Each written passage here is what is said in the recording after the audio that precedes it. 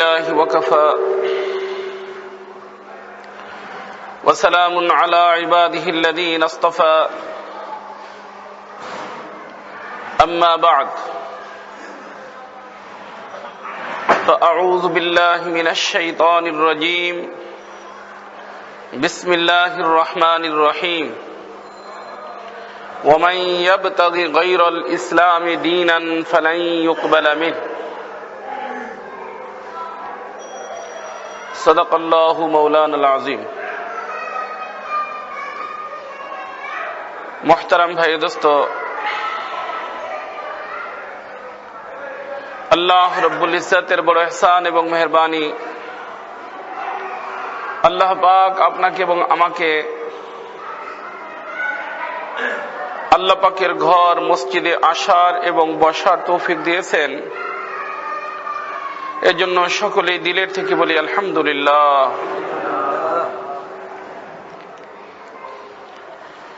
আমি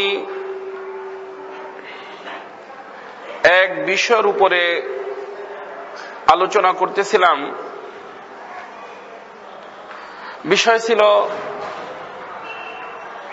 যে আপনার এবং আমার প্রত্যেকটা মানুষের নিজ বাড়ি বলতে যেটা বোঝায় সেটা হলো জান্নাত।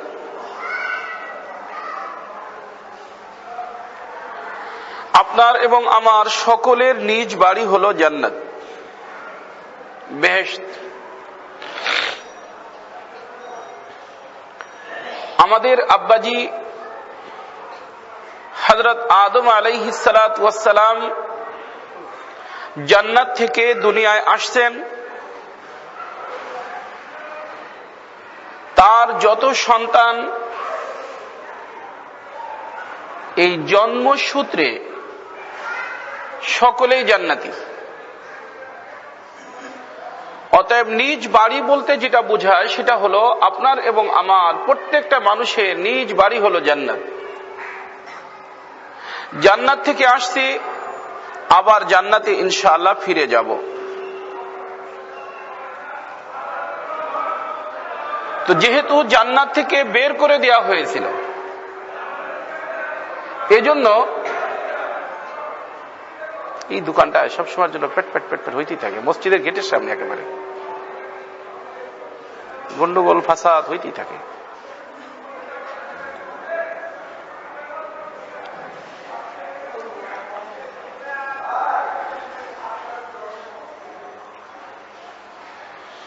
আল্লাহ আস্তাগফিরুল্লাহ আস্তাগফিরুল্লাহ আস্তাগফিরুল্লাহ আস্তাগফিরুল্লাহ।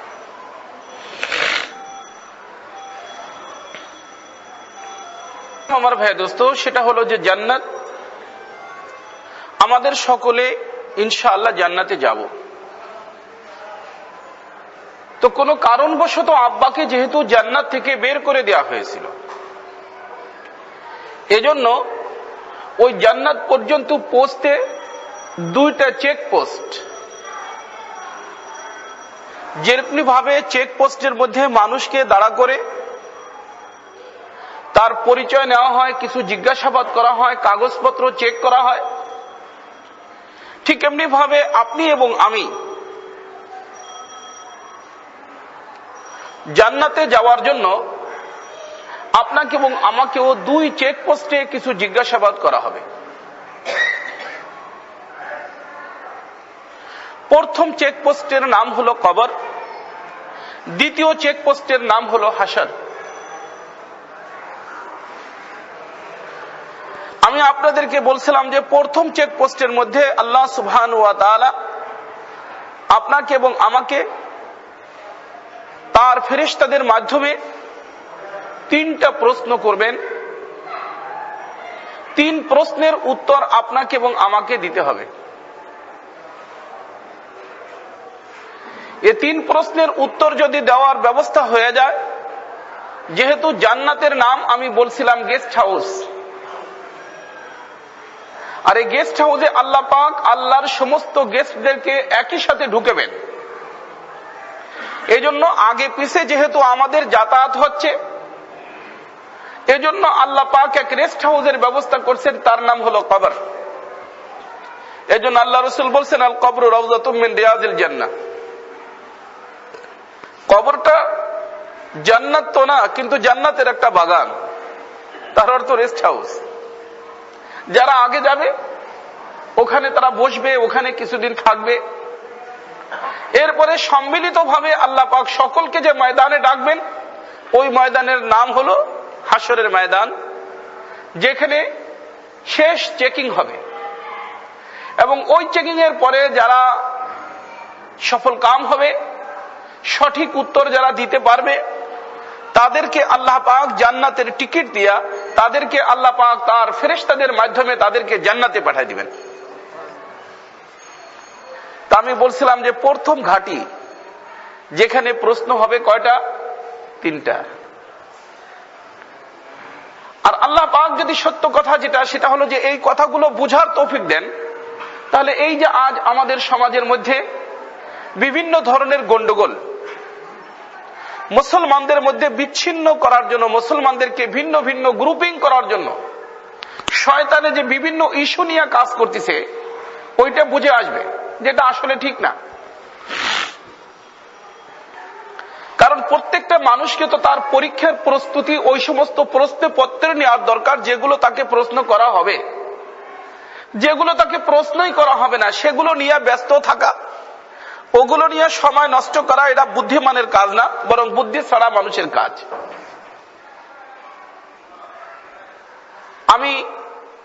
আমাদের দেশে এই গন্ডগোলটা তো ছিল না, কিন্তু আমাদের দেশেও যেরকম চাঁদপুর, কুমিল্লা, এই সমস্ত এলাকা যখন সফর করতেছি দেখি এখানেও আছে। চাটগ্রামের মধ্যে খুব আছে, চাঁদপুর কুমিল্লার মধ্যেও বহুত বেশি আছে। সেটা হলো ওয়াহাবি, সুন্নি, রেজভি, এই যে বিভিন্ন ধরনের মানুষ, বিভিন্ন গ্রুপিং, মুসলমান সকলে, কিন্তু এর নাম হলো সুন্নি মুসলমান, এর নাম হলো রেজভি মুসলমান, এর নাম হলো ওয়াহাবি মুসলমান, নাউযুবিল্লাহ মিন যালিক। অথচ এই যে প্রশ্নগুলো আপনাদের সামনে আমি তুলে ধরতেছি কোরআন এবং হাদিস থেকে, দেখবেন যে এর কোনটার মধ্যে কিন্তু এই ধরনের প্রশ্ন ফেরেশতারা করবে না। তো যে ফেরেশতারা প্রশ্নই করবে না, সে নিয়ে ব্যস্ত থাকার দরকার কি? আপনার আমার সম্পূর্ণ সময়টা তো ব্যস্ততা তো ওই জিনিসের ভিতর থাকা দরকার, যে জিনিস সম্পর্কে আপনাকে এবং আমাকে কি করা হবে? জিজ্ঞাসা করা হবে। পাকিস্তান, হিন্দুস্তানের মধ্যে এইভাবে ভাগ করা হয়, দেওবন্দি, বেরেলভি।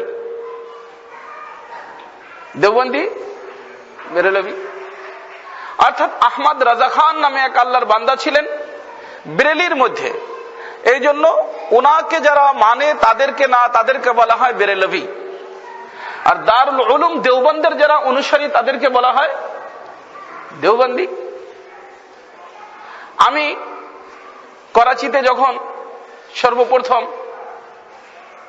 ওখানে গেলাম, যাওয়ার 1-2 বছর পরে এক জায়গায় মসজিদে, এই যে আমাদের বাংলাদেশে বর্তমানেও আছে আদমজি জুট মিল, এর যারা মালিক তারা তো পাকিস্তানি, ওরা পাকিস্তানি চলে গেছে। ওই ফ্যামিলির পক্ষ থেকে এক মসজিদ তৈরি করছে। আদমজির ভাই ছিল আব্দুল সত্তার, এই আব্দুল সত্তারের সন্তানরা এক মসজিদ তৈরি করছে। সেই মসজিদ সুন্দর মসজিদ, ইমাম দরকার। আমাকে সাথীরা বললো যে আপনি ইমামতি করলে ভালো হয়, বলে চলো ঠিক আছে। তো তারা ডাকছে আমাকে অফিসে যাওয়ার পরে আমাকে জিজ্ঞেস করছে প্রথম প্রশ্ন, হুজুর আপনি দেওবন্দি না বেরেলভি? প্রথম প্রশ্ন। আমি তাদেরকে বললাম যে দেখেন আমি মুসলমান, বর্তমান পাকিস্তানি থাকি, পাকিস্তানি, আর কওম হিসেবে, জাত হিসেবে বাঙালি, সেজন্য বাঙালি। মুসলমান, বাঙালি, পাকিস্তানি, এলা আমার পরিচয়। তখন ওরা বলে যে হ্যাঁ এটা তো ঠিক, কিন্তু আমরা জানতে চাচ্ছি যে আপনি দেওবন্দি না বেরেলভি? তা আমি বললাম যে এটা তো আমি বুঝতেছি না, আপনি কি আমাকে জিজ্ঞাসা করতেছেন? আপনার প্রশ্নের অর্থই আমি বুঝতেছি না। তারপরে আমি তাকে বললাম যে দেখেন আমি মুসলমান, একটুকু আমার পরিচয়, মুসলমান, আমি মুসলিম। মুসলিম তো ঠিক, তারপরে কি? আমরা তারপরে কি আবার? তারপরে মুসলিম, তারপরে আবার কি? এইরকম কিছু নাই দেওবন্দি বেরোলবি? আমাকে তো এমন তো কিছু আমি বুঝি না। তার কারণ হলো দেওবন্দ প্রতিষ্ঠিত হয়েছে আজ থেকে মনে করেন 30-35 বছর, 130 বছর আগে। বেরেলি আহমদ রাজা খানের 110 বছরের মতো হতে যাচ্ছে। তো এর আগে লোকগুলো কি ছিল? তারা মুসলমান ছিল। এ ব্রিটিশ আমাদের দেশ থেকে চলে গেছে, কিন্তু আমাদের মাঝে বিভিন্ন ধরনের এমন কিছু ইস্যু রেখে গেছে, যে ইস্যুগুলোর উদ্দেশ্য হলো যে মুসলমান কখনো যেন এক প্ল্যাটফর্মের উপরে জমা না হতে পারে। সমস্ত মুসলমান যদি সমস্ত মতনৈক্য ইখতিলাফ ভুলে গিয়ে এক জায়গায় শুধু জমা হয়ে মুসলমানরা শুধু একবার নারায়ে তাকবীর লাগায়, ব্রিটিশ খতম হয়ে যাবে। এজন্য ওরা বড় পলিসি জানে। চলে গেছে ঠিক, কিন্তু আমাদেরকে গন্ডগোল লাগাই রেখে গেছে। প্রত্যেকটা জায়গায় দেখবেন ওদের গন্ডগোল। বাঙ্গাল ইচ্ছা করলে কলকাতাকে বাংলাদেশের ভিতর দিয়ে অথবা এদিককে ওদিক দিয়ে পারতো না? 2 ভাগ, পাঞ্জাব 2 ভাগ, সিন্ধ 2 ভাগ, জায়গা জমিগুলোকে এইভাবে ভাগ করছে, যাতে করে গন্ডগোল সবসময় কি লেগে থাকে। ওদের যদি সিস্টেমটা দেখেন, প্রত্যেক জায়গায় গন্ডগোল লাগার একটা লাইন করে গেছে। ধর্মের ব্যাপারেও ওরা গন্ডগোল লাগানোর লাইন রেখে গেছে। আর এগুলো করছে কাদের মাধ্যমে? আমাদের মতো কিছু মৌলবীদেরকে কিনে কি ফেলছে। এই মৌলবীদেরকে কিনা নতুন নতুন কিছু মাসআলা বানায় দিয়ে মানুষের মধ্যে গ্রুপিং করে দিয়েছে। এক মসজিদে আর এক মসজিদে লোকে যেতে পারে না। আমরা তো আলহামদুলিল্লাহ এখানে সকলে এক মসজিদে নামাজ পড়ি। চলে যান চাঁদপুরের দিকে, কুমিল্লার দিকে, যদি ওই লোকেরা নামাজ পড়তে আসে মসজিদ ধুইতে হবে। তাবলিগি জামাত যদি মসজিদে যায়, কি বলে? মসজিদ কি করতে হবে? ধুইতে হবে পানি দিয়ে। পানি দিয়ে ধুয়ে টুয়ে তারপরে মসজিদ পরিষ্কার করে। কাজে ওহাবি মসজিদের ভিতরে ঢুকছে, মসজিদ নাপাক হয়ে গেছে। নাউযুবিল্লাহি মিন যালিক। বুঝছেন? অথচ সেও মুসলমান, এও কি মুসলমান। ও যে মসজিদ ধুইতেছে ও মুসলমানের দাবিদার, যারা মসজিদে ঢুকছে তারাও মুসলমানের দাবিদার। তো আমার ভাই দোস্ত, এইভাবে মুসলমানদেরকে কি করে দিয়েছে? ভাগ ভাগ, গ্রুপ গ্রুপ করে দিয়েছে। এজন্য এই বিষয়গুলো বোঝা দরকার যে এটা হলো দারুল আমাল। দুনিয়ার নাম হলো দারুল আমাল, আমলের জায়গা। এখানে কোনো হিসাব নাই। আর মৃত্যুর পরের জগৎকে বলা হয় দারুল হিসাব, হিসাবের জায়গা। ওখানে কোনো আমল নাই। এটা হলো আমলের জায়গা, ওখানে হলো পরীক্ষার জায়গা। এখানে পরীক্ষার প্রস্তুতি নিতে হবে, ওখানে পরীক্ষার হল, পরীক্ষা দিতে হবে। তো প্রথম যে পরীক্ষার সম্মুখীন আপনি আমি হব, তার ভিতরে যে প্রশ্ন, আমি একটা প্রশ্ন সম্পর্কে আপনাদেরকে আলোচনা করছিলাম। সেটা হলো, প্রথম প্রশ্ন হবে ইয়াতিহি মালাকান ফায়ুজলিসানিহি ফায়াকুলানি লাহু মার রাব্বুক, তোমার রব কে? আমি বলছিলাম যে রব এক আজীব শব্দ। রূহের জগতে আল্লাহ পাক জিজ্ঞাসা করেছিলেন আলাস্তু বিরাব্বিকুম। কবরের জগতে আল্লাহ পাক জিজ্ঞাসা করবেন মার রব্বুক। দুনিয়ার জগতে এসে যে সমস্ত মানুষ রবকে রব বলে মানবে, তারা ওখানে উত্তর দিতে পারবে। কি উত্তর দিবে? রব্বুন আল্লাহ, আমাদের রব হলেন কে? আল্লাহ। আর যারা রবকে রব বলে মানবে না, আমি এ বিষয়ে আপনাদেরকে বিস্তারিত আলোচনা করছি যে শুধু লা ইলাহা ইল্লাল্লাহ পড়ার নামে আল্লাহকে রব বলে স্বীকার করা না, বরং রবকে রব বলে স্বীকার করতে হলে 3 গুণ বিশিষ্ট সত্তার নাম হলো কি? রব। ওই 3 গুণের সাথে রবকে যারা রব মানবে, তারা দুনিয়ার কোন শক্তিকে ভয় করবে না। ভয় করবে তো একমাত্র আল্লাহ রব্বুল ইজ্জতকে ভয় করবে। কারণ সে জানে যে আমার অস্তিত্ব ছিল না, আমাকে অস্তিত্ব যে সত্তায় দান করছেন, আমাকে লালন পালন করার জন্য যেই সময় যেই জিনিসের প্রয়োজন, সেই জিনিস দিয়ে যেই সত্তায় আমাকে লালিত পালিত করছেন, যেই সত্তায় আমাকে যেই পর্যন্ত নেওয়ার সিদ্ধান্ত নিয়েছেন, ওই পর্যন্ত নেবেন, তাতে কেউ বাধা তাকে দিতে পারবে না, হেফাজত করতে জানেন, এমন সত্তার নাম হলো কি? রব। অর্থাৎ আমার হেফাজত কে করবেন? আল্লাহ পাক করবেন। আমার খাওয়া দাওয়ার ব্যবস্থা কে করবেন? আল্লাহ পাক করবেন। অর্থাৎ এই রবকে যারা সত্যিকালের রব বলে মানবে তারা কখনো কোন জিনিসের ভয়ে রবের থেকে এদিক সেদিক হবে না। আর তাই ঘোষণা আল্লাহ রাসূল দিয়েছেন, লা তুশরিক বিল্লাহ ওয়া ইন কুতিলতা আও হুররিকতা, যদি তোমাকে জ্বালায় দেওয়া হয়, যদি তোমাকে তরবারি দিয়ে দ্বিখণ্ডিত করে দেওয়া হয়, তাহলেও তুমি খবরদার আল্লাহকে যে আল্লাহ বলে স্বীকার করছো, রব বলে স্বীকার করছো, তার থেকে এদিক সেদিক হবে না। এজন্য শেখ সাদি আলাইহির রহমা বলছেন যে ফৌলাদ হিন্দি नहीं बरसरस उम्मीदों हिरासत नवाशत जे कास সে ফৌলাদ হিন্দি नहीं बरसरस, তাকে ভয় দিয়ে আশা দিয়ে এদিক সেদিক তুমি করতে পারবে না। এমনকি ফাউলাদ হিন্দি অর্থাৎ হিন্দি তরবারি যদি তার মাথার উপর রেখে দাও তাহলেও সে যে কথা বলছে ওই কথাই বলবে, লা ইলাহা ইল্লাল্লাহ। হযরত বেলাল রাদিয়াল্লাহু তাআলা আনহু, হযরত খুবাইব রাদিয়াল্লাহু তাআলা আনহু, এদের ঘটনা বলি আমি আপনাদের সামনে পেশ করছি। মুয়াহহিদ চেবার পায়ে রিজি জারাস না, শেরের শুরু হলো এখান থেকে। মুয়াহহিদ যারা হয় অর্থাৎ রবকে যারা রব বলে মানে, লা ইয়াখাফুনা লাউমাতা লাইম, দুনিয়ার কোন ভয় ভীতি তার নিকটে ভয় ভীতি না। সে একমাত্র কাকে ভয় করে? আল্লাহকে ভয় করে। তার ভয় একমাত্র আল্লাহর থেকে, আশাও কার থেকে? আল্লাহর থেকে। চাওয়া পাওয়া সবকিছু কার থেকে? আল্লাহর থেকে। যার কারণে আমি গত সপ্তাহে বলছিলাম যে অনেক মৌলভী সাহেবরাও, ইমাম সাহেবরাও আল্লাহকে রব বলে মানে যে বলা মুশকিল, কারণ তারা চিন্তা করে মাসলা বয়ান করার সময় দেখতে থাকে মুতাওয়াল্লি সাহেবের চেহারার দিকে কি অবস্থা, সভাপতি সাহেবের কি অবস্থা, সেক্রেটারি সাহেবের কি অবস্থা। মাসলা বয়ান করে মেম্বার থেকে নামার পরে আবার চাকরি নটটা হয়ে যায়, বুঝছেন? এই চাকরি নটের ভয় করে যারা দিনের কথাকে এদিক সেদিক করে বলবে তারাও কিনা ইন্নাল্লাযীনা ক্বালু রাব্বুনাল্লাহ সুম্মা ইসতাকামু, এই আয়াতের ভিতরে তারা নাই। হ্যাঁ, এই কথা আমি বুঝিয়েছি আপনাদেরকে। এই জন্য শুধু লা ইলাহা ইল্লাল্লাহ পড়ার নাম আল্লাহকে রব বলে স্বীকার করা না। চাওয়া পাওয়া ভয় ভীতি একমাত্র কার থেকে? আল্লাহ সুবহানাহু ওয়া তাআলার থেকে। ভয়ও আল্লাহকে করব, মহব্বতও কাকে করব? আল্লাহ পাককে করব। কিছু চাবো তো আল্লাহর থেকে চাবো, অন্য কারো থেকে চাবো না। এইভাবে মজবুতির সাথে একটা মানুষের থাকার নাম হলো রবকে রব বলে স্বীকার করা। আর এইভাবে যারা দুনিয়ার জগতের মধ্যে রবকে রব বলে স্বীকার করবে তাদেরকে আল্লাহ সুবহানাহু ওয়া তাআলা তাদের মুখ দিয়া কবরের জগতে যখন যাবে বের হয়ে যাবে, রব্বি আল্লাহ, আমার রব হলেন কে? আল্লাহ। বুঝছেন?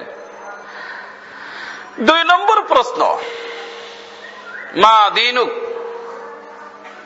তোমার দিন কি ছিল, তোমার ধর্ম কি ছিল?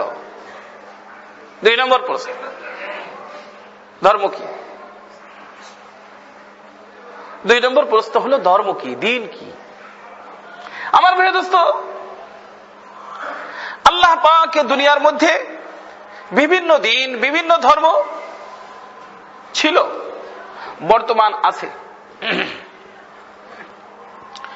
কিন্তু যতদিন আল্লাহ পাক দুনিয়ার ভিতর দিয়া বিভিন্ন নবী এবং রসুলদেরকে পাঠাইছেন, সব নবী সব রসুলদের সব দিনের উদ্দেশ্য হলো দুনিয়ার ভিতরে দ্বীনে ইসলামকে প্রতিষ্ঠিত করা। কাকে প্রতিষ্ঠিত করা? ইসলাম ধর্মকে প্রতিষ্ঠিত করা। আমি আপনাদেরকে আগে বলছি যে রূহের জগতের মধ্যে আল্লাহ সুবহানাহু ওয়া তাআলা 2টা সেমিনার করছেন। এক সেমিনারের মধ্যে সমস্ত দুনিয়ার মানুষকে আল্লাহ পাক দাওয়াত দিয়েছেন, সকলের সামনে আল্লাহ পাক নিজে বয়ান করছেন, এক প্রশ্ন রাখছেন। সে প্রশ্ন ছিল আলাস্তু বিরাব্বিকুম, এ ছিল প্রশ্ন। আমি কি তোমাদের রব না? আমরা সকলেই বলেছিলাম বালা, নিশ্চয়ই আপনি আমাদের রব। আর দ্বিতীয় সেমিনার ছিল বিশেষ সেমিনার। এই বিশেষ সেমিনারের মধ্যে আল্লাহ পাক শুধুমাত্র দাওয়াত দিয়েছেন ওই সমস্ত লোকদেরকে যাদেরকে দুনিয়ার জগতের মধ্যে আল্লাহ রব্বুল ইজ্জত নবী এবং রসুল হিসেবে সিলেক্ট করছেন। ইলেকশন হয় নাই, বরং কি হয়েছে? সিলেকশন হয়েছে। সিলেক্ট কে করছেন? আল্লাহ পাক করছেন। এখানে ভালো করে বুঝেন, একটা কথা মনে রাখেন, নবী এবং রসুলকে সিলেক্ট কে করতেছেন? আল্লাহ পাক নিজে।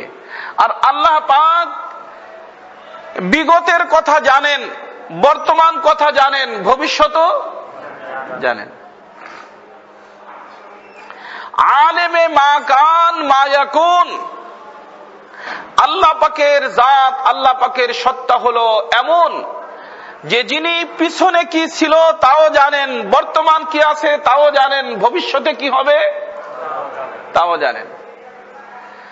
আমরা বর্তমান তো বুঝি, ভবিষ্যৎ বুঝি না, যার কারণে আমাদের সিলেক্টের মধ্যে তো কি হয়ে যায়? ভুল হয়ে যায়। কিন্তু আল্লাহ পাকের সিলেকশনের মধ্যে কি হয় না? ভুল হয় না। এমনটা হয় না আমরা যেরকম একটা মানুষকে বন্ধু বানাই, একটা মানুষের সাথে আত্মীয়তা করি, একটা ছেলের সাথে মেয়ে বিয়ে দিছি, ভালো দেখে মেয়ে বিয়ে দিছি, কিন্তু বিবাহের পরে যে তারা খারাপ ব্যবহার শুরু করছে, তাহলে আগে যদি জানতাম তাহলে তোর সাথে কি করতাম না? আত্মীয়তা করতাম না, বলে না? তো বোঝা যায় কি যে ভবিষ্যতের কথা মানুষ কি জানে না। আমাদেরকে বললো যে ভাই আমি এইভাবে রাষ্ট্র পরিচালনা করব, আমরা বললাম ঠিক আছে, দিলাম ভোট, দেখা গেলো সেইভাবে করলো না, আমাদের কিছু করার আছে না, আগামী তারিখে আর ভোট দিব না, উল্টা পাল্টা করছে, আগামী তারিখ করে দিব, আগামীতে আর একজনে দেয়, বুঝলেন নাই? তারা তো ভবিষ্যৎ সম্পর্কে আমাদের কি নাই? জানা নাই। কিন্তু আল্লাহ পাক ভবিষ্যৎ সম্পর্কে কি জানেন। আল্লাহ পাক জানতেন।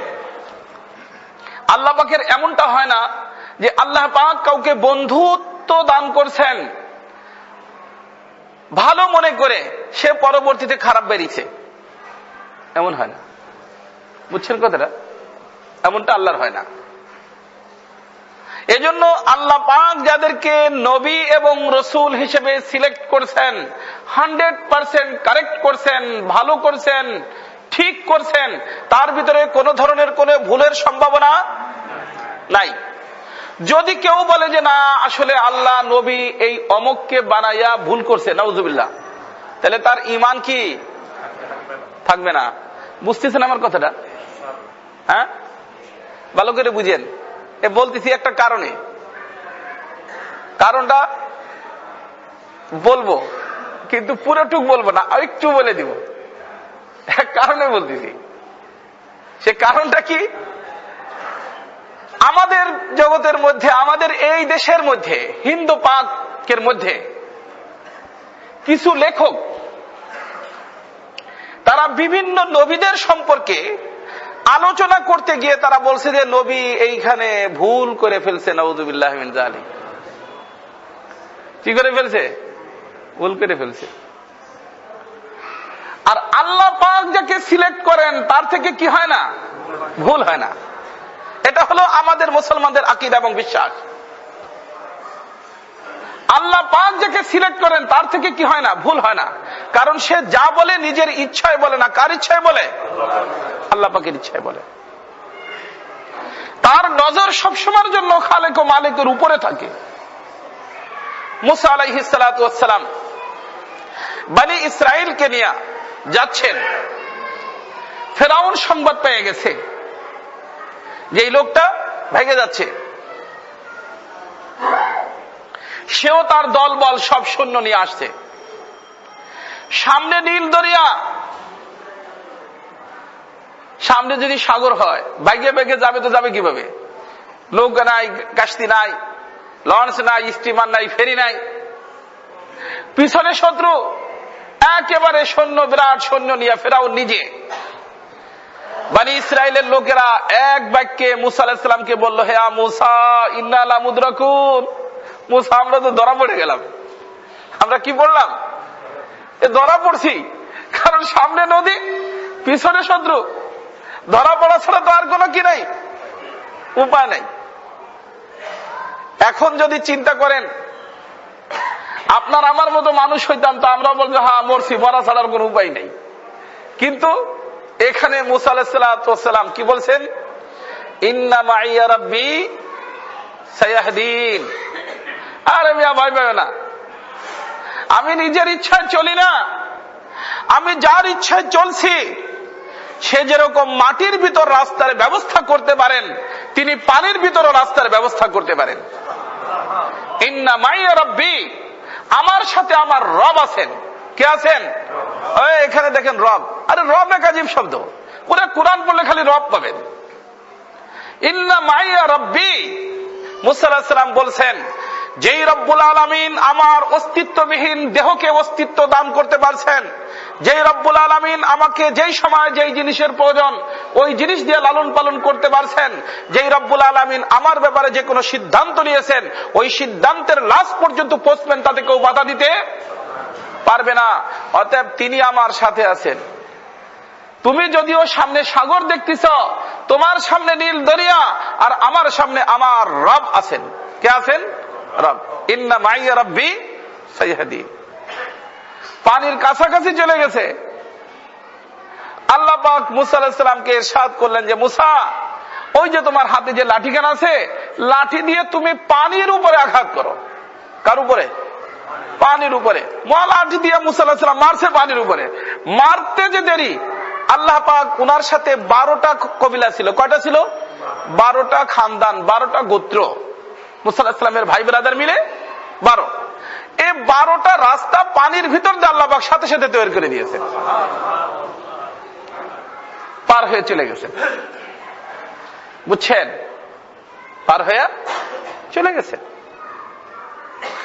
তো নবীদেরকে সিলেক্ট কে করছেন? আল্লাহ পাক। আর আল্লাহর সিলেকশনের মধ্যে কোন ধরনের কোন ভুল ত্রুটি হয় না। অতএব নবীদের যারা ভুল ধরে, তার অর্থ ভুল ধরে কার? কার ভুল ধরে? আরে মিয়া বলেন না কেন? আল্লাহর ভুল ধরে। যারা নবীদের ভুল ধরে তারা কার ভুল ধরে? আল্লাহর ভুল ধরে। আর আল্লাহর ভুল ধরা এটা বুদ্ধিমানের কাজ না বুদ্ধি ছাড়াদের কাজ? বুদ্ধি ছাড়া মানুষের কাজ। এই বুদ্ধি ছাড়া মানুষগুলো কিছু আমাদের দেশে আছে, কিছু আমাদের দেশে আছে।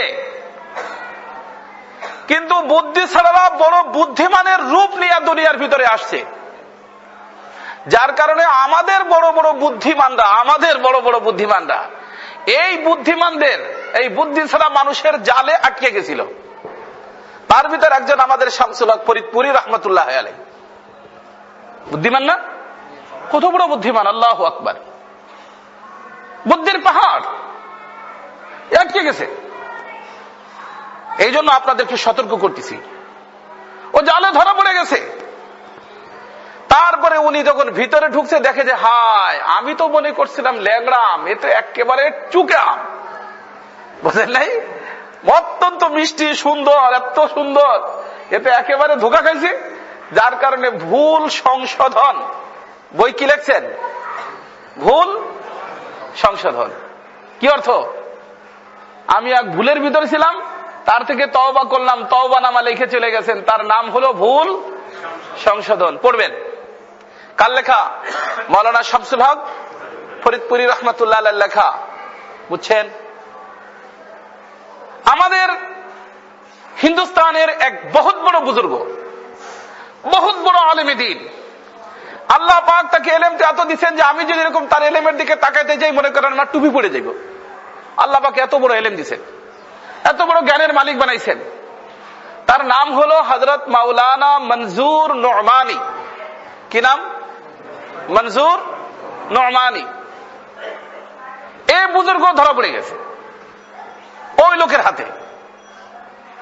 ধরা পড়ে সে যে পার্টি তৈরি করছে, সে পার্টির জেনারেল সেক্রেটারি হয়ে গেছে, মহাসচিব।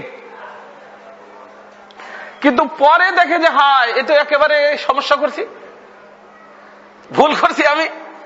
যার কারণে উনি একটা কিতাব লিখছেন। কিতাবের নাম হলো मौलाना मौदूदी के साथ मेरी रिफाकत और अब मेरा मौकफ। মাওলানা মওদুদীর সাথে আমার বন্ধুত্ব এবং আমার বর্তমান পজিশন, উর্দুতে এরকম কিতাব, এটাও বাংলা হয়ে গেছে, পড়বেন। আল্লাহ পাক আমাদের সকলকে তওবা করার তৌফিক দান করেন। আপনার আমার এ ব্যাপারে 100% একেবারে ইয়াকিন থাকতে হবে, একটু সন্দেহ থাকলে হবে না যে আল্লাহর সিলেকশনের মধ্যে কি হয় না, ভুল হয় না। আর নবী এবং রসুলদেরকে সিলেকশন করছেন কে? আল্লাহ পাক নিজে। কেন? ওই যে আমি বুঝাইতেছিলাম যে আল্লাহ পাক যে দ্বিতীয় সেমিনার করলেন, ওই সেমিনারে যাদেরকে দাওয়াত নামা পেশ করছেন, যাদেরকে আল্লাহ পাক ডাকছেন, ওখানে ডাকছিলেন আপনি আমি ডাকছিলাম না আল্লাহ পাক নিজে ডাকছিলেন? একটা হলো আম সেমিনার, একটা হলো খাস সেমিনার। খাস সেমিনারে যাদেরকে আল্লাহ পাক ডাকলেন, তার অর্থ যে তাদেরকে দাওয়াত নামাও কে দিলেন? আল্লাহ পাক বলছেন ভিন্ন ভিন্ন লোকদেরকে ডাকছেন। ডাকছেন কার? এ মুসা এদিকে আসো, এ হারুন এদিকে আসো, এ ঈসা এদিকে আসো, বুঝলেন নেই? এমনি ভাবে যত নূহ, আদম, অন্যান্য যত নবী আছে সব নবীদেরকে ডাইকে আল্লাহ পাক এখানে বসাইছেন। এই বসে একটা সেমিনার করছেন। তো আমার ভাই দোস্ত, আমি বলতেছিলাম যে ওই যে সেমিনারটা আল্লাহ পাক করলেন, সিলেকশন করছেন আল্লাহ পাক আম সকলের ভিতর থেকে যাকে যাকে আল্লাহ পাক ভালো মনে করছেন তাদেরকে আল্লাহ পাক ডাকছেন। ডাকার পরে তাদেরকে বসাইয়া আল্লাহ পাক একটা ভিন্ন আলোচনা করছেন। সে আলোচনার বিষয়বস্তু ছিল যে দেখো, তোমাকে আমি নবুয়ত এবং রিসালাত অর্থাৎ নবী এবং রসুল বানায়া দুনিয়ার ভিতর পাঠাইতেছি। তুমি তোমার কাজ করতে থাকবে, তোমার মিশন নিয়ে তুমি চলতে থাকবে, কিন্তু এর পরে যদি তোমার উপস্থিতিতে আমার রসুল আসে, কে আসে? আমার রসুল। বুঝছেন? এই রসুলের নাম হলো ইমামুল আম্বিয়া সৈয়দুল কাউনাইন জনাবে মুহাম্মদুর রাসূলুল্লাহ সাল্লাল্লাহু আলাইহি ওয়াসাল্লাম। আল্লাহ পাক বলেন যে এই রসুলের আগমন যদি তোমার উপস্থিতিতে ঘটে যায়, তাহলে তোমার দায়িত্ব হলো লা তুমিনুন্না বিহি ওয়া লা তানসুরুন্না। দুটো কাজ তোমার করতে হবে।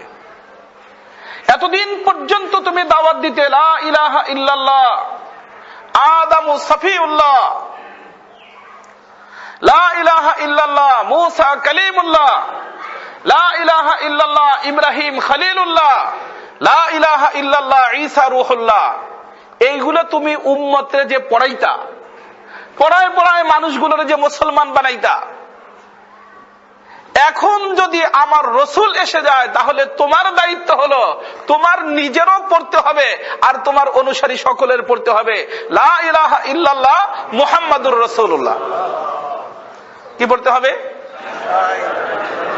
মুহাম্মাদুর রাসূলুল্লাহ। আর লা ইলাহা ইল্লাল্লাহ ঈসা রূহুল্লাহ পড়া যাবে না, লা ইলাহা ইল্লাল্লাহ মুসা কালিমুল্লাহ পড়া যাবে না, লা ইলাহা ইল্লাল্লাহ ইব্রাহিম খলিলুল্লাহ পড়া যাবে না, লা ইলাহা ইল্লাল্লাহ আদম সফিউল্লাহ পড়া যাবে না, লা ইলাহা ইল্লাল্লাহ নূহ রাসূলুল্লাহ পড়া যাবে না। কি পড়তে হবে? লা ইলাহা ইল্লাল্লাহ মুহাম্মাদুর রাসূলুল্লাহ। কে পড়বে? ওই নবী পড়বে। আল্লাহ সব নবীদেরকে, সব রসুলদেরকে ডাকে বলছেন যে প্রথম নম্বরের দায়িত্ব হলো লা তুমিনুন্না বিহি, আমার ওই রসুলের প্রতি তোমার কি আনতে হবে? ঈমান আনতে হবে, এই কলমা পড়তে হবে তোমার। আর দ্বিতীয় নম্বর কাজ হলো ওয়ালা তানসুরুন্না, আমার ওই রসুলের সাহায্য করতে হবে, আনসার হতে হবে। কি হতে হবে? আনসার, সহযোগী। হেল্প করতে হবে, তাকে সহযোগিতা করতে হবে, সে যা বলে তাই শুনতে হবে। এই দুই বিষয় আমার সাথে তোমাদের ওয়াদায় আবদ্ধ হতে হবে যে তোমরা এটা করবে। এই ওয়াদা যদি তোমরা করো, তাহলেই তোমাদেরকে, যাদেরকে আমি ডাকছি, তোমাদেরকে এক বিশেষ পদ, সেটা হলো নবুয়ত এবং রিসালাতের পদ, নবী এবং রসুল বানায়া তোমাদেরকে দুনিয়ার ভিতরে আমি পাঠাইতে চাই। এই যারা নবী এবং রসুল হবে তাদের সকলকে দায়কে আল্লাহ পাক এই সেমিনার করছেন, এই মাহফিল করছেন, মজলিস করছেন। এর আলোচনাও আল্লাহ পাক কোথায় বলছেন? কোরআনে কারীমের ভিতর বলছেন। তখন তারা সকলে বলল যে আল্লাহ, আপনি যেটা বললেন এটা আমরা মাইনে নিলাম। কি করলাম? ক্বালু আকরারনা। আকরারনা মানে একরার করলাম, আমরা মাইনে নিলাম, আমরা এটা করব। বুঝছেন? তো আল্লাহ তাআলা বললেন যে ঠিক আছে, তোমরা যদি মাইনে নিয়ে থাকো তো ফাশহাদু ওয়া আনা মাআকুম মিনাশ শাহিদিন, তোমরা একে অন্যের সাক্ষী থাকো, আর আমি তো রইলামই সাক্ষী, আমিও সাক্ষী রইলাম যে তোমরা এই কথা আমার নিকটে কি বলছো। তো বোঝা গেল যে সমস্ত নবী, সমস্ত রাসূল দুনিয়ার ভিতরে আসছেন, মুহাম্মদুর রাসূলুল্লাহ সাল্লাল্লাহু আলাইহি সাল্লাম দুনিয়ার ভিতরে যে দ্বীন নিয়ে আসবেন, সেই দ্বীনকে দুনিয়ার ভিতরে কি করার জন্য? প্রতিষ্ঠিত করার জন্য। এই জন্য আমি বলছি, এই জন্য কোন দিন সম্পর্কে আল্লাহ পাক এটা ঘোষণা দেন নাই যে মুসার দিন কমপ্লিট, ঈসার দিন কমপ্লিট, বা ইব্রাহিম খলিলুল্লাহর দিন কমপ্লিট। এ ঘোষণা আল্লাহ পাক কারো দিনের ব্যাপারে দেন নাই। কিন্তু যখন আল্লাহ পাক আল্লাহ রসুলকে দুনিয়ার ভিতর পাঠাইলেন, আর আল্লাহ রসুল সাল্লাল্লাহু আলাইহি ওয়াসাল্লাম 23 বছর পর্যন্ত মেহনতের পরে দুনিয়ার ভিতরে দিন প্রতিষ্ঠিত হয়ে গেছে। 10ম হিজরিতে হজ্জাতুল বেদার সময় আরাফার ময়দানে জাবালে রহমতের নিকটে আল্লাহ রসুল সাল্লাল্লাহু আলাইহি ওয়াসাল্লাম যখন খুতবা দিচ্ছিলেন, ভাষণ দিচ্ছিলেন, বিদায় হজের ভাষণ, ঠিক ওই সময় আল্লাহ রাব্বুল ইজ্জতের পক্ষ থেকে হযরতে জিবরিল আলাইহিস সালাতু ওয়াস সালাম আসছেন। আসার পরে বলছেন যে হে রাসূল, আমাকে আমার আল্লাহ এক আয়াতে কারিমা দিয়ে আপনার নিকটে পাঠাইছেন। আয়াতে কারিমা, আল ইয়াউমা আকমালতু লাকুম দীনাকুম ওয়া আতমামতু আলাইকুম নি'মাতি ওয়া রাদিতু লাকুমুল ইসলাম দীনা। এই আয়াতে কারিমা দিয়ে আল্লাহ পাক আমাকে আপনার নিকটে পাঠাইছেন। আল্লাহ ঘোষণা দিচ্ছেন, কি ঘোষণা? আল ইয়াউমা আকমালতু লাকুম দীনাকুম। হে দুনিয়ার লোক সকল, সমস্ত দুনিয়ার মানুষকে লক্ষ্য করে আল্লাহ পাক বলছেন, তোমাদের সকলের জন্য আজকের থেকে আমি দিন ইসলাম, এই যে ইসলাম যে দিন, তোমাদের যে দিন, দিনের নাম ইসলাম, এই ইসলামকে আমি আকমালতু, আকমালতু মানে কি? পুরা করে দিলাম, কমপ্লিট করে দিলাম। আকমালতু লাকুম দীনাকুম, আল ইয়াউমা আকমালতু লাকুম দীনাকুম ওয়া আতমামতু আলাইকুম নি'মাতি, আর আমার নিয়ামত আজকে তোমাদের উপরে পরিপূর্ণ করে দিলাম। ওয়া রাদিতু লাকুমুল ইসলাম দীনা, আর এই দিন হিসেবে তোমাদের জন্য যে ইসলামকে আমি করে দিয়েছি, এর উপরে আমি সন্তুষ্টির ঘোষণা করে দিলাম। কে সন্তুষ্টির ঘোষণা করতেছেন? আল্লাহ পাক। অর্থাৎ আল্লাহ পাক খুশি কিসের উপরে? দিনে ইসলামের উপরে। অর্থাৎ দিনে ইসলাম বাদ দিয়া কিয়ামত পর্যন্ত দুনিয়ার ভিতর যদি কোন ব্যক্তি কোন দিনকে দিন হিসেবে সিলেক্ট করে বা মানে, তাহলে সে আল্লাহর নিকটে সেটা গ্রহণযোগ্য না। ওমা ইয়াবতাগি গায়রাল ইসলামি দীনান ফালান ইউকবালা মিন।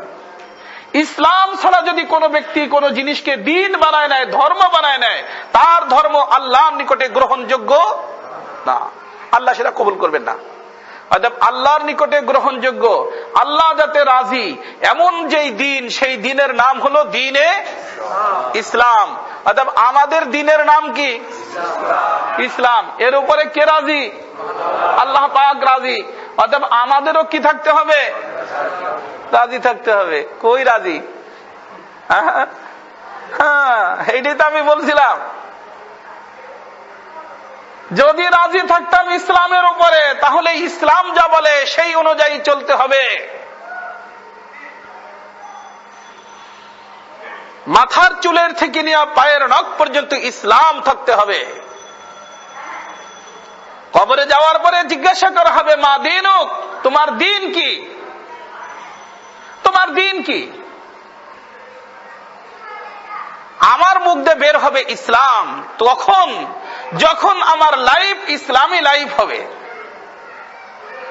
কি লাইফ হবে? ইসলামী লাইফ। একটা হলো মুসলিম হওয়ার দাবি করা, আর একটা হলো ইসলামী লাইফ হওয়া। বুঝেন নাই? ইসলামী জিন্দেগি হওয়া, ইসলামী জীবন হওয়া। ঘরের ভিতরে ইসলাম, ঘরের বাহিরে ইসলাম, নিজের জীবনে ইসলাম, ফ্যামিলির জীবনে ইসলাম, দোকানের ভিতরে ইসলাম, অফিসের ভিতরে ইসলাম, সব জায়গায় কি থাকতে হবে? ইসলাম থাকতে হবে। আমি যে ইসলামকে ভালোবাসি ওটা তো দেখাইতে হবে। আরে এটা সবটাই বুঝেন না তো, ইসলামের ব্যাপারে বুঝেন না। যে পার্টি করেন সেই পার্টির সবকিছু আপনার নিকটে গ্রহণযোগ্য, পার্টির সবকিছু আপনার ভালো লাগে। তো ইসলাম যদি আমার দিন হয়, দিনেরও প্রত্যেকটা জিনিস কি লাগতে হবে? ভালো লাগতে হবে। এই জন্য হযরত ওমর ফারুক রাদিয়াল্লাহু তাআলা আনহু একবার আল্লাহ রাসূল অসন্তুষ্ট হয়ে গেছেন, আল্লাহ রাসূলের সামনে হযরত ওমর ফারুক রাদিয়াল্লাহু তাআলা আনহু বসতেন, বসে বারবার পড়তেছিলেন রাযীতু বিল্লাহি রাব্বা ওয়া বিল ইসলামি দীনা ওয়া বি মুহাম্মাদিন নবিয়্যাম ওয়া রাসূলা। বারবার পড়তে আল্লাহ রাসূলের রাগ খতম হয়েছে। ইসলামের উপরে রাজি থাকতে হবে। আর ইসলামের উপরে রাজি আছি বুঝবো কিভাবে? যে আমার লাইফটা যখন কেমন হবে? ইসলামী লাইফ হবে, ইসলামী জীবন হবে। বুঝছেন কথাটা? আর ইসলামী জীবন যদি হয় তো ওই ফার্স্ট চেকপোস্ট, প্রথম চেকপোস্ট পাওয়ার কবরের ভিতর দ্বিতীয় প্রশ্ন, মা দীনুক, তোমার দিন কি? তো আপনার আমার মুখ দিয়ে আল্লাহ পাক বের করে দিবেন দীনিয়াল ইসলাম। আমার দিন হলো ইসলাম, আমার দিন হলো ইসলাম। আল্লাহ, বুঝে আসছে না ভাই? একটা হলো মুসলিম হওয়া আর একটা হলো ইসলামী লাইফ হওয়া। আমরা অনেকে মুসলিম, আলহামদুলিল্লাহ কলমা পড়ছি তো মুসলিম, কিন্তু লাইফটা কি নাই? ইসলামী নাই। কবরের জগতের মধ্যে দ্বীনিয়াল ইসলাম মুখ দিয়ে বের করার জন্য ইসলামী লাইফ হতে হবে। মনে রাখবেন, ইসলামী জীবন, ইসলামী জিন্দেগি, জীবনটা ইসলামী হতে হবে। স্ত্রী ইসলামের বাহিরে, আওলাদ ইসলামের বাহিরে, আমার সবকিছু ইসলামের বাহিরে। কেমন করে হয়? মুসলিম ঠিক আছে আলহামদুলিল্লাহ, কিন্তু ইসলামী কি নাই? লাইফ নেই। এই জন্য আমার ভাই দোস্ত, আমার তো ইচ্ছা আছে, আপনাদের কি ইচ্ছা আছে ইসলামী লাইফ বানানোর? হ্যাঁ, তার কারণ দেখেন, আসলে কবরে কিন্তু সকলের যাইতে হবে।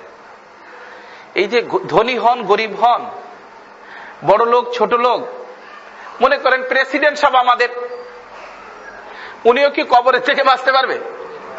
আর কবরে যাওয়ার পরে, ওই দিন গেলাম আমি কুমিল্লা যাচ্ছিলাম, দেখলাম একখানে কবরের উপরে 3টা মোমবাতি জ্বালায় রাখছে। কবরের উপর জ্বালাইছে কি? মোমবাতি। কারেন্ট নাই, মোমবাতি জ্বালাইছে, অথবা এমনি জ্বালা রাখছে, আল্লাহ পাক জানে, জানি না, কারেন্ট আছে হয়তো ওই সময় নাই। তা আমি চিন্তা করলাম যে মানুষগুলোর মাথা খারাপ হয়েছে, নাহলে কেন এরকম করে? মাথা খারাপ যদি না হয়, আরে তোর মোমবাতির দরকার কি? আমাদের হাকিমুল উম্মাত থানভী রাহমাতুল্লাহ আলাইহি, ওনার নিকটে এক লোক আসছে। ওই লোকটা মুরিদ ছিল আমাদের হাজী ইমদাদুল্লাহ মুহাজিরে মক্কি রাহমাতুল্লাহ আলাইহি, কিন্তু পরে একটু উল্টাপাল্টা হয়ে গেছিল। 2-3টা ফুল নিয়ে আসছে, ফুল এনে বলতেছে मौलाना थानवी रहमतुल्लाह अलैह के लो मौलाना 6 फूल मिले थे, जंगल पे गए थे, 6 फूल मिले थे, 3 तो मियाजी के कब्र पे पहुंचा के आए और 3 तेरे लिए लेके आए।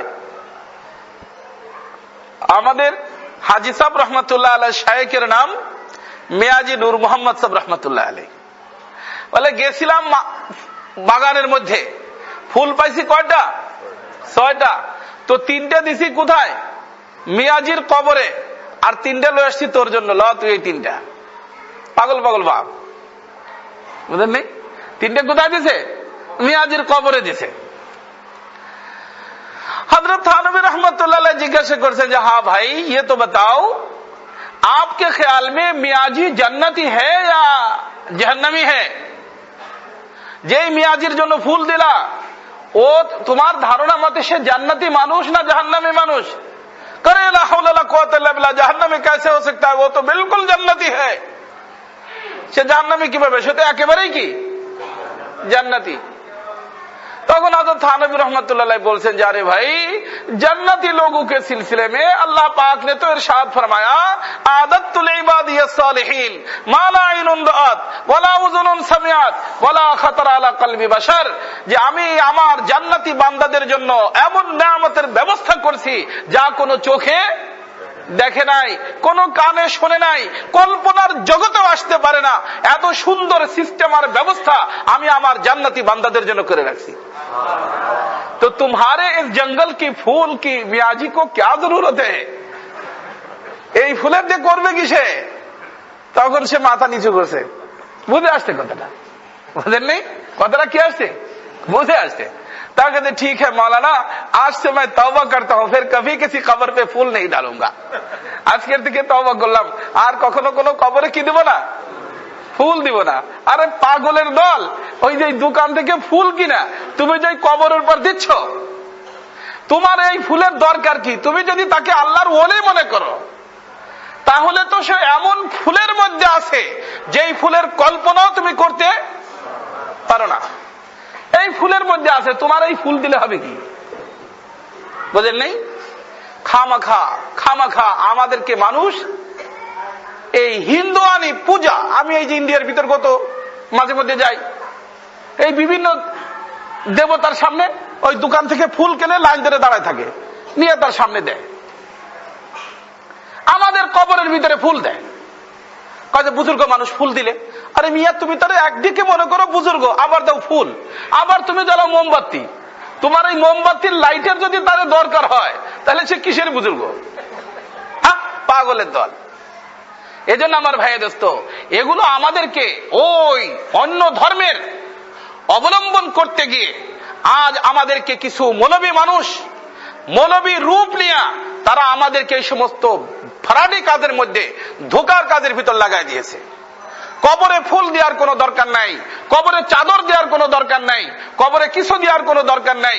কারণ জান্নাতের সম্পর্কে আল্লাহ রাসূল সাল্লাল্লাহু আলাইহি ওয়াসাল্লাম ইরশাদ ফরমান যে একটা জান্নাতি মানুষকে যে জান্নাতে জায়গা দেওয়া হবে, সেই জায়গা এত দামি যে এই যে একটা ঘোড়ার যে কুড়া থাকে, কুড়া থাকে না, ঘোড়ারে মারে দেখছেন কুড়া দিয়ে, ওই কুড়াটা রাখার যে জায়গাটুক, ওই জায়গার এত দাম যে পুরো বিশ্বকে 10 বার যদি বিক্রি করা হয়, ওই কুড়া রাখার জায়গার দাম আদায় করতে পারবে না।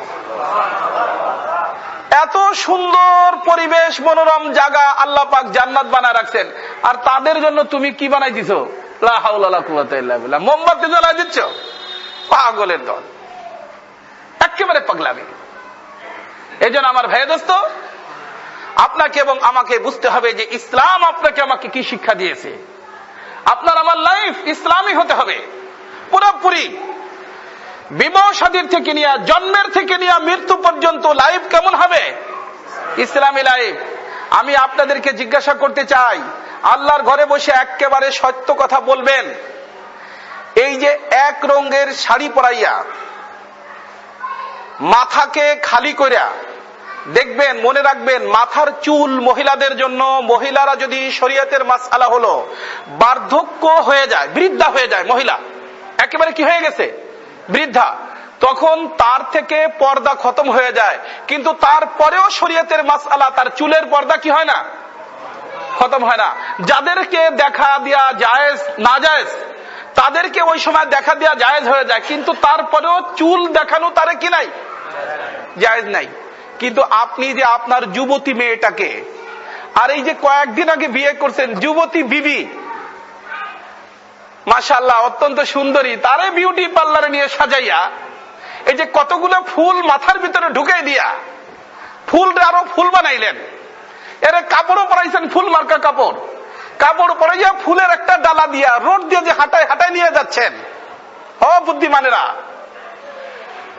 কিভাবে বেরেনে ধরলো? এইটার নাম কি ইসলামী লাইফ? ইসলাম এই কথা বলছে? হ্যাঁ, এই বিবাহটা কি ইসলামী বিবাহ হচ্ছে? আল্লাহর ঘরে বসে চিন্তা করবেন, আমি আপনার শত্রু না, আমি আপনার বন্ধু। আজকে আমার কথা মানেন, শুনেন, ওখানে জবাবটা উত্তরটা ঠিক মতো দিতে পারবেন, আল্লাহ পাক মুখ দিয়ে বের করে দিবে দিনিয়াল ইসলাম। যদি আপনার আমার লাইফ ইসলামী হয় তাহলেই মুখ দিয়ে বের হবে দিনিয়াল ইসলাম। আর যদি লাইফ ইসলামী না হয় মুখ দিয়ে বের হবে না। ওখানে ফ্রডি চলবে না, ওখানে ধোঁকাবাজি চলবে না, ওখানে আপনি মনে করেন যে চিফ অফ আর্মি স্টাফ, এটা চলবে না। আপনি ওখানে এক দেশের প্রেসিডেন্ট, এটা চলবে না। এই জন্যই তো আল্লাহ রাসূল সাল্লাল্লাহু আলাইহি ওয়াসাল্লাম ইরশাদ ফরমান, এই কবরে যখন হযরতে ফাতেমাতুজ জাহরাকে রাখা হয়েছিল, ফাতেমাতুজ জাহরাকে যখন রাখা হয়, আনাস রাদিয়াল্লাহু তাআলা আনহু বলছিলেন যে হে মাটি, তুমি জানো তোমার মাঝে কাকে রেখে যাচ্ছি? জনাবে মুহাম্মদুর রাসূলুল্লাহ সাল্লাল্লাহু আলাইহি ওয়াসাল্লামের কলিজার টুকরা হযরতে হাসান এবং হুসাইনের আম্মা হযরতে আলী কাররামাল্লাহু ওয়াজহাহুর স্ত্রী, তাকে তোমার মাঝে আমরা দাফন করে যাচ্ছি। মাটির থেকে উত্তর আসছিল, কোন riwayate আসছে যে হে আনাস, আমরা হাসান হুসাইনের আম্মাকে চিনি না, আমরা ফাতেমাতুজ জাহরাকে চিনি না, আমরা তো চিনি যে সঠিক আমল নিয়ে আসবে সে আমাদের নিকটে প্রিয়, আর যে সঠিক আমল নিয়ে আসবে না তার কোনো কিছু, সে আমার খারাপ ব্যবহার সে দেখবে। মাটি ভালো ব্যবহারও করতে জানে, খারাপ ব্যবহারও করতে জানে। আপনার আমার লাইফটা যদি ইসলামী লাইফ হয়, আল্লাহ রাসূলের ইরশাদ ফরমান, এই মাটি তখন যাওয়ার পরে বলে যে হ্যাঁ তুমি আসছো, বড়ই মুবারক আসছো, বড় ভালো আসছো, কারণ দুনিয়ার মধ্যে যত লোক ছিল তুমি আমার নিকট সবচেয়ে প্রিয় ছিলে। এখন তুমি আমার ব্যবহার দেখবে যে আমি তোমার সাথে কত সুন্দর ব্যবহার করতে পারি। কে বলবে? কবরের মাটি বলবে। আর যদি কোনো ব্যক্তি আল্লাহর নাফরমানির জীবন কাটায়, ইসলামী লাইফ তার না থাকে, এই কবরের মাটি তখন তাকে বলবে দুনিয়ার মধ্যে যত লোক চলাফেরা করত সবচেয়ে ঘৃণিত মানুষ তুমি ছিলে, আজকে আমার হাওয়ালা হয়েছো, এখন তুমি দেখবে আমি কেমন দুর্ব্যবহার তোমার সাথে করতে পারি। এ বলে মাটি দোনো দিক থেকে চাপ দিবে। আল্লাহ রাসূল বলেন যে এক পাছলের হাড্ডি আর এক পাছলের হাড্ডির ভিতর মিলে যাবে, খট করে আওয়াজ উঠবে, তার আওয়াজ এত বিকট চিৎকার দিবে শুধু জিন এবং ইনসান ছাড়া দুনিয়ার সব মাখলুকে শুনতে পারে, এত জোরে আওয়াজ দেয়। এখান থেকে আওয়াজ দিলে দুনিয়ার সব মাখলুকে শুনে। দেখবেন গোরস্থানের মধ্যে অনেক সময় গরু বাছুর বান্ধা থাকে, হঠাৎ করে গরু রশি মশি ছিঁড়ে দৌড় দিচ্ছে, পাগলের মতো চলছে, চোখ লাল হয়ে গেছে, দেখছেন না? আল্লাহ রাসূল বলেন যে এটা ওই কোন কবরবাসীর বিকট আওয়াজের কারণে গরু এরকম পাগলের মতো হয়ে যায়। আল্লাহ রাসূল বলেন যে মানুষ থেকে এবং জিন থেকে ওই আওয়াজকে আল্লাহ পাক বন্ধ করে দিচ্ছেন, ওরা শোনে না। কেন শোনে না? তার কারণ ওইটা শুনলে সব লোক কি হয়ে যাইতো? ঠিক হয়ে যাইতো। আল্লাহ বলেন যে আমারে না দেখে বিশ্বাস কর, ঈমান বিল গায়ব, ঈমান বিল গায়ব, না দেখে বিশ্বাস করবি তো আমাকে পেয়ে যাবি, দেখে তো সকলেই মানবে, দেখে তো তুমি আমি সকলেই মানবো। এজন্য আমার ভাই দোস্ত, আমার আপনার লাইফটা কেমন হওয়া দরকার? ইসলামী লাইফ। জন্ম হবে ইসলামী, খাতনা হবে ইসলামী, বিবাহ হবে ইসলামী, ব্যবসা হবে ইসলামী, ঘরের ভিতর ইসলামী, ঘরের বাহিরে ইসলামী, আর মৃত্যুর সময়ও কেমন হবে? ইসলামী। কবরটা হবে ইসলামী, কবর দেওয়ার পরে দাওয়াত দিব, দাওয়াতটা হবে কেমন? ইসলামী। বর্তমানে দাওয়াতও গায়রে ইসলামী দাওয়াত, কয় হুজুর দাওয়াত আবার গায়রে ইসলামী। হ্যাঁ, মানুষ একটা মরার পরে সাথে সাথে তার যত মাল সম্পদ যা কিছু থাকে, ওর যারা ওয়ারিশ থাকে দুনিয়ার ভিতরে সকলের হিস্সাদার হয়ে যায়, অংশীদার হয়ে যায়। নাবালেগ বাচ্চা যদি থাকে, নাবালেগ ছেলে বা মেয়ে, ওদেরকে শরীয়তের দৃষ্টিতে বলা হয় ইতিম। কি বলা হয়? ইতিম। আর আল্লাহ রাসূল বলেন যে ইতিমের মাল যদি কেউ খায়, আল্লাহ রাসূল বলেন যে সে তার পেটের ভিতর জাহান্নামের আগুনকে ঢুকায়। ওখানে দাঁড়ায় ঘোষণা করে দিল যে ভাই অমুক দিন আপনারা যারা আসছেন অমুকখানে কি হবে, কুলখানি হবে, আপনারা আসবেন। আসার পরে মাশাআল্লাহ জবরদস্ত বিরিয়ানি। আসলে পড়াটা কি ওই বসে বসে গল্প করে, আমি তো দেখি কোরআন তেলাওয়াত করতে পারে, যে কোরআন শেষ করলে তেলাওয়াত করবে, গল্প স্বল্প করে, খাওয়া পরে খাইয়ে দেওয়া চলে যায়। ওই যে লোকটা মৃত্যু হয়ে গেল, তার টাকা দিয়ে যদি এইভাবে খাওয়া হয় আর তার ভিতর যদি ইতিম থাকে, ওইটা খাওয়া কি হারাম, ওইটা খাওয়া কি হারাম। আল্লাহ রাসূল বলেন সে জাহান্নামের আগুন খাইলো, দাওয়াত খাইলো না, জাহান্নামের আগুন খেয়ে গেল। বিরিয়ানি খাও নাই, জাহান্নামের আগুন খাইছো। আল্লাহ রাসূল বলছেন, আমার কথা বলতেছি না মিয়া, এই দাওয়াতকে বানাই দিছে আমাদের মৌলভী সাহেবরাই, আমাদের মৌলভী সাহেবরাই বানাইছে, আপনাদের দোষ না। মৌলভী সাহেবরা দাওয়াত লাগাই দিছে আর আমরা দাওয়াত খাইতেছি। হুজুর একটা দাওয়াত তো দিল না, কত কৃপণ দেখছেন। কিন্তু মনে রাখবেন, একটা মানুষের ইন্তেকালের পরে তার যত সম্পদ যা কিছু থাকে সবকিছুর মালিক তার ওয়ারিসরা হয়ে যায়। বিবি থাকলে বিবি ওয়ারিস, সন্তান থাকলে সন্তান ওয়ারিস, আরো যারা আছে শরীয়তে দিয়ে সকলে কি এর ওয়ারিস। ওইটাকে ভাগযোগ করার আগে যৌথভাবে তার থেকে খরচ করা কারোর জন্য জায়েজ নাই, না জায়েজ এবং হারাম, না জায়েজ এবং হারাম।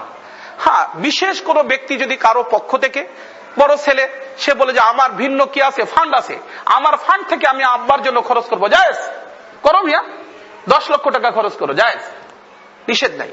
কিন্তু যৌথভাবে তার থেকে খরচ করা না জায়েজ এবং হারাম। এই জন্য আমার ভাই দোস্ত, আমি বলছিলাম যে মৃত্যু হবে, তাও কেমন হবে, ইসলামী। যার কারণে আমরা যখন কবরের ভিতরে একটা মানুষকে ঢুকেই, কি বলে ঢুকেই, বিসমিল্লাহি আলা মিল্লাতি রাসূলিল্লাহ।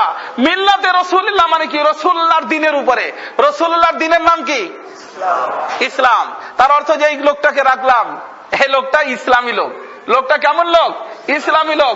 কবরটা ইসলামী, মৃত্যুটা ইসলামী, হওয়ার থেকে নিয়ে মৃত্যু পর্যন্ত সব কাজটা যখন ইসলামী কাজ হবে, এর নাম হলো ইসলামী লাইফ। এই ইসলামী লাইফ অনুযায়ী যারা জীবন যাপন করবে, তাদের সম্পর্কে কবরে রাখার পরে প্রশ্ন যখন হবে, মা দিনুক, মিয়া তোমার দিন ছিল কি, তখন আল্লাহ